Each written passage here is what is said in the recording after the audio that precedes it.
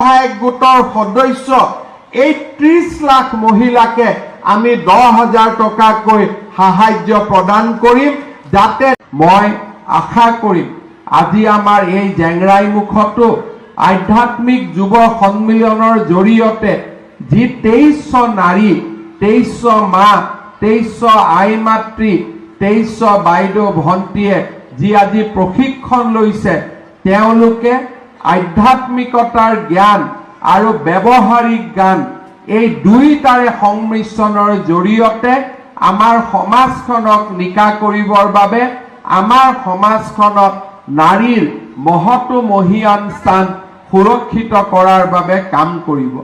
শ্ৰী শ্ৰী দক্ষিণপাট সত্ৰই আজি জেংৰাই মুখত 2300 গৰাকী মহিলাক প্ৰশিক্ষণ দিছে।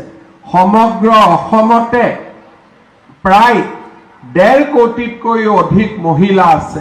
প্ৰত্যেক গৰাকী মহিলাক কোনোবা এটা অনুষ্ঠানে সন্মুখৰ পৰা প্ৰশিক্ষণ দিয়া সম্ভৱ নহয়, কিন্তু যিসকলে প্ৰশিক্ষণ লয় তেওঁলোকে যদি আন 100 গৰাকী মহিলাক প্ৰশিক্ষিত কৰাৰ দায়িত্ব গ্ৰহণ কৰে তেতিয়াহ'লে আমাৰ এই আধ্যাত্মিক যুৱ সন্মিলনৰ যি প্ৰয়াস আৰু প্ৰচেষ্টা সি সফল হৈ পৰে।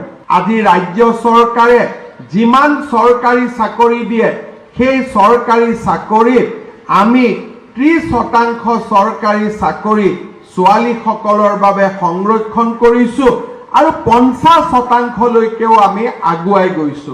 কাৰণ আমি বিশ্বাস কৰোঁ যে আমাৰ সমাজত 50% স্থান দখল কৰা নাৰীসকলে ধৰ্মীয় জীৱনতো অৱদান আগবঢ়াব লাগিব, সাংস্কৃতিক জীৱনতো অৱদান আগবঢ়াব লাগিব, আমাৰ অৰ্থনৈতিক জীৱনতো আমি অৱদান আগবঢ়াব লাগিব। কেইদিনমান আগতে ভাৰতৰ ৰাষ্ট্ৰপতি দ্ৰৌপদী মুৰ্মুৰ লগত মই তেজপুৰলৈ গৈছিলোঁ। তেজপুৰত ভাৰতৰ আজিৰ দিনত আটাইতকৈ আধুনিক যিখন ছুপাৰছনিক বিমান বুলি কোৱা হয়, যাক আমি সুখয় বুলি কওঁ, সেই সুখয়খন চলাইছিলে ছোৱালী পাইলটে। অৰ্থাৎ আজি আমাৰ ছোৱালীসকলে সেনা বাহিনীত যোগদান কৰিছে, এয়াৰ ফ'ৰ্চত যোগদান কৰিছে আৰু প্ৰতিদিনে অনন্য তেওঁলোকে অভিলেখ সৃষ্টি কৰিছে। কেইদিনমান আগতে 14 এপ্ৰিলত অসমৰ 11,000 ছোৱালীয়ে কি ধৰণে গুৱাহাটীত বিহু নৃত্য প্ৰদৰ্শন কৰি গিনিজ ৱৰ্ল্ড ৰেকৰ্ডত নিজৰ নাম অংকিত কৰিলে তাক আমি সকলোৱে দেখা পাইছো। আজি আমাৰ অসমীয়া ছোৱালী লভলীনা বৰগোহাঁই, হিমা দাস, নয়নমণি শইকীয়াই কি ধৰণে আগবাঢ়ি গৈ অসম মাতৃৰ মুখ উজ্বলাই তুলিছে তাক আমি দেখা পাইছো। মই বিশ্বাস কৰোঁ মাজুলীৰ ছোৱালীয়েও মাজুলীৰ নাৰীয়েও সকলো ক্ষেত্ৰতে আগুৱাই যোৱাৰ বাবে প্ৰয়াস আৰু প্ৰচেষ্টা কৰিব। আজি আমাৰ অসমত 30 লাখ আত্মসহায়ক 3 লাখ আত্মসহায়ক গোট আছে। 30 লাখ আত্মসহায়ক গোটত সদস্য আছে।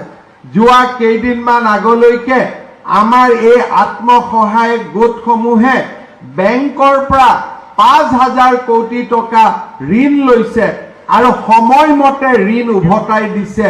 গাঁৱে ভূঞে আত্মনিৰ্ভৰশীলতাৰ এক নতুন আন্দোলন নিৰ্মাণ কৰিছে। আমাৰ ৰাজ্য চৰকাৰে সিদ্ধান্ত লৈছে এই 3 লাখ আত্মসহায়ক গোটত থকা যি 30 লাখ মহিলা আছে সেই 30 লাখ মহিলাক আমি ব্যক্তিগতভাৱে একোজন উদ্যোগী মহিলা হিচাপে নিৰ্মাণ কৰিব খোজো। প্ৰতিগৰাকী মহিলাই কিবা নহয় কিবা এটা উৎপাদনমূলক কামত হাত দিয়ক। সেইবাবে এইবাৰ আমি সিদ্ধান্ত লৈছো আত্মসহায়ক গোটৰ সদস্য এই 30 লাখ মহিলাকে আমি 10,000 টকাকৈ সাহায্য প্ৰদান কৰিম যাতে তেখেতসকলে কৰবাত নহয় কিবা এটা উদ্যোগ নিজা প্ৰচেষ্টাত নিৰ্মাণ কৰিব পাৰে। আজি মই আশা কৰোঁ অৰুণোদয় আঁচনিয়ে হওক, মাইক্ৰ' ফাইনেন্সৰ ঋণ ৰেহাইকে হওক বা আত্মসহায়ক গোটৰ মহিলাসকলক আমি যি 10,000কৈ টকা দিয়াৰ বাবে সিদ্ধান্ত লৈছো এনেবোৰ আঁচনিয়ে আজি অসমৰ মহিলা সমাজৰ মাজত এক আত্মবিশ্বাসৰ মনোভাৱ গঢ়ি তুলিছে। আজি আমাৰ হায়াৰ ছেকেণ্ডাৰী পৰীক্ষাত ফাৰ্ষ্ট ডিভিজন পোৱা ছোৱালীসকলক আমি যি স্কুটি আদি দিছিলোঁ সিয়েও আমাৰ অসমীয়া ছোৱালীসকলৰ মুখত হাঁহি বিৰিঙোৱা আমি সকলোৱে প্ৰত্যক্ষ কৰিছোঁ। মই বিশ্বাস কৰোঁ যে আমাৰ মহিলাসকলে আধ্যাত্মিকতা, ঘৰৰ সুস্থ জীৱন আৰু তাৰ সমান্তৰালভাৱে অৰ্থনৈতিক উন্নয়ন এই সকলোবোৰ কামত যেনেকে লক্ষ্মী, সৰস্বতী আৰু মহাকালী একত্ৰিত হৈ মহাশক্তিত পৰিণত হয়, ঠিক তেনেধৰণে আপোনালোকৰ এই কৰ্মৰাজিয়ে